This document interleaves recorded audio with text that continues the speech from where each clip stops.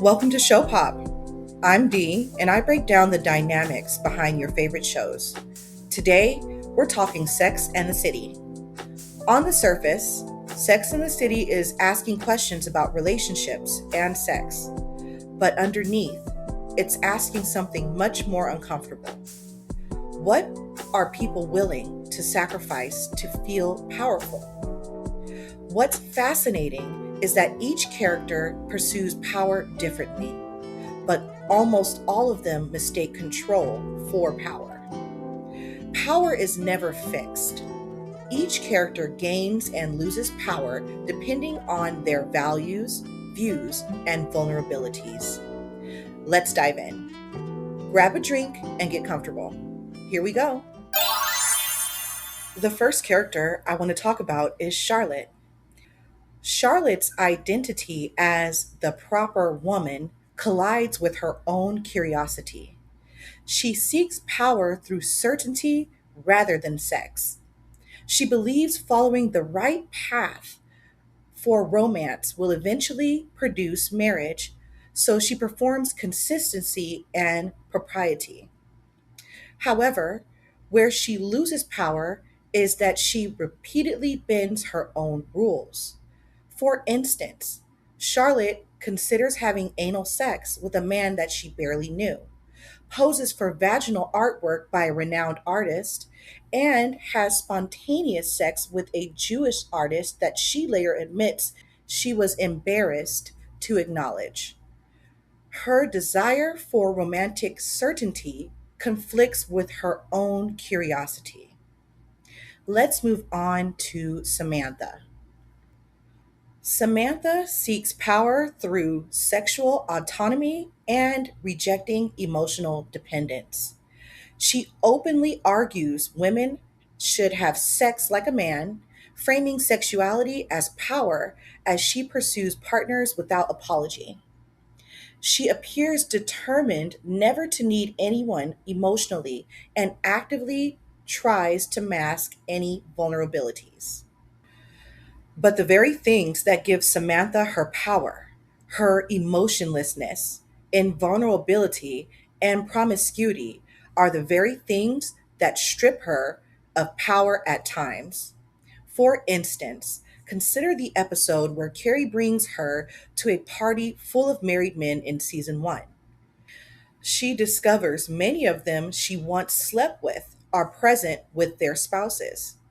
She starts drinking tequila to numb the uncomfortable feelings. Whether it was shame, embarrassment, or some other feeling, in this moment, Samantha faced the consequences of believing detachment makes her invulnerable.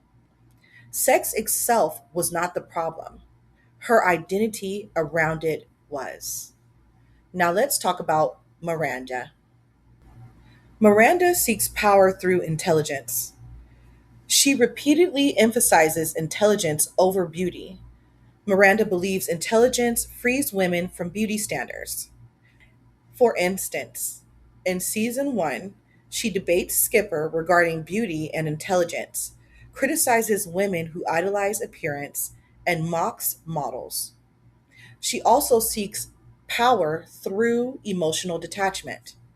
The biggest example of this is how she treats Skipper. She treats Skipper primarily as a sexual partner by spending limited time with him in public spaces and mostly only invites him over for afternoon sex. Miranda behaves as though she is interested only in sex. But here's where Miranda loses power. Ironically, beautiful women affect Miranda more than anyone else. Every appearance of exceptionally attractive women. One example is in episode 1 when they went to the club. Miranda mentions at the club with Skipper, Carrie, and Samantha how it looks like a model bomb went off in the place.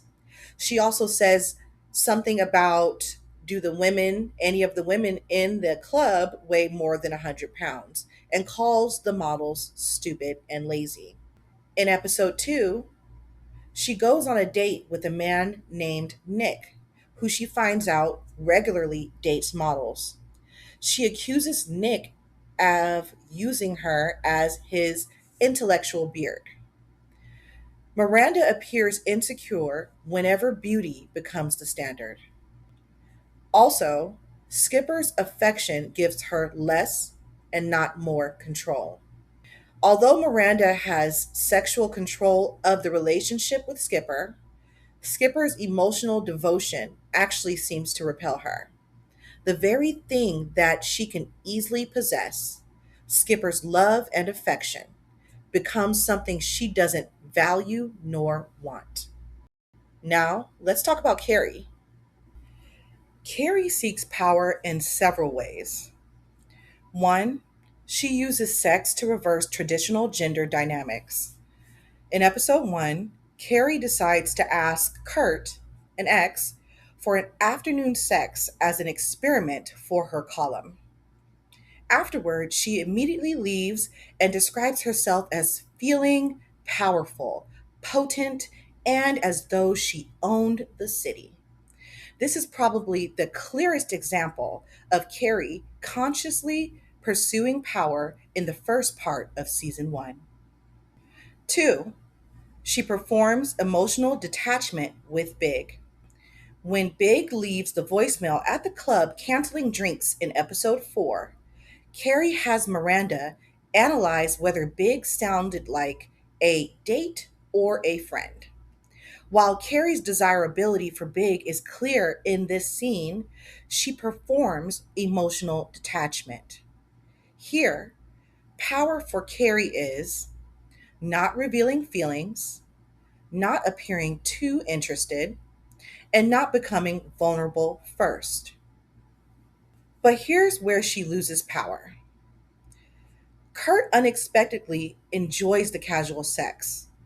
Carrie assumes that she'll have emotional control if she can have sex like a man. But instead, Kurt is delighted that she also wants sex without commitment. This makes Carrie feel out of control, an indicator that her experiment backfired. Then Big enters the picture. Immediately after feeling like she owns the city, she literally walks into Big. That level of confidence is not seen again in the first half of season 1.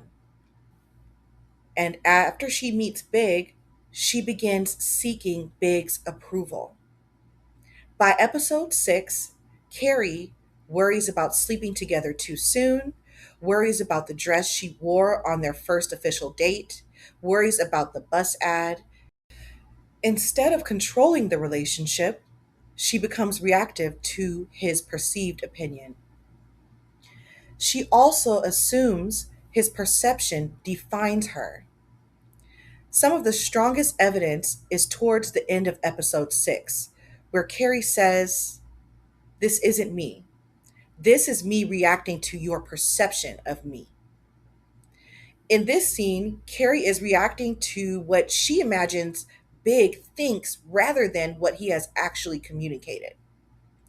That may be the greatest loss of power in the first half of season 1. Instead of asking, "What do I think?" she starts asking, "What does Big think of me?" In doing this, Carrie shifts responsibility and power to Big. Speaking of Big, here's how he appears to seek power. Big protects himself by controlling uncertainty and access.